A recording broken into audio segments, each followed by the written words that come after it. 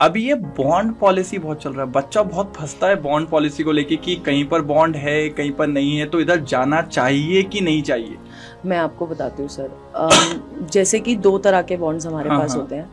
एक होता है हमारा सर्विस बॉन्ड और एक होता है हमारा डिसकंटिन्यूएशन बॉन्ड। सर्विस बॉन्ड होता है कि आपने जिस कॉलेज से एमबीबीएस करी है उसके बाद आपको उसकी स्टेट गवर्नमेंट को, फॉर एग्जांपल मैंने दिल्ली से करी है तो मुझे दिल्ली की स्टेट गवर्नमेंट के किसी कॉलेज में, मतलब हॉस्पिटल में 1 साल की सर्विस देनी पड़ेगी या 2 साल की। मतलब ये डिपेंड करता है स्टेट टू स्टेट, किसी की पॉलिसी कुछ चेंज ज्यादा हो सकती है, किसी कम हो सकती है। अच्छा, अब अगर आप मना कर देते हो, मतलब एक कैंडिडेट है कि मैं सर्विस बॉन्ड नहीं, मतलब सर्विस नहीं करना चाहता, तो कुछ पेनल्टी अमाउंट होता है जो उस बच्चे को उस स्टेट को भरना पड़ता है। तो ये बेसिकली ये कॉन्ट्रैक्ट है। अच्छा, सर्विस बॉन्ड, हाँ, बॉन्ड टाइप्स। और जब हम लोग एडमिशन लेने जाते हैं ना तभी ये हो जाता है कॉन्ट्रैक्ट, तभी हो जाता है। ये ऐसा नहीं है कि तुम्हारे 4th ईयर में जाके होगा तभी हो जाएगा। और ये सब में नहीं होता है ना? ये सारे स्टेट्स में नहीं है सर्विस बॉन्ड, कहीं जगह कहीं है। मैम अभी सुनने में आया दिल्ली में भी पॉलिसी आ गई है। एग्जैक्टली सर, दिल्ली में भी आई है। और दिल्ली में अगर मैं बात करूँ सर्विस बॉन्ड की, तो आपको एमबीबीएस के बाद 1 साल की सर्विस देनी पड़ेगी,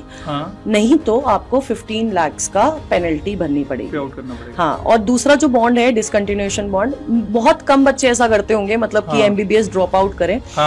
डिसकंटिन्यूएशन बॉन्ड बेसिकली वही होता है कि अगर आप किसी कॉलेज से एमबीबीएस कर रहे हैं और आपको बीच में होता है कि नहीं करना है एमबीबीएस, क्या कोई भी मेडिकल कोर्स करते हैं, बीडीएस भी कर रहे हैं, यहाँ पर बच्चों को डाउट हो जाता है कि सिर्फ एमबीबीएस के लिए है, नहीं है, बीडीएस के लिए भी है।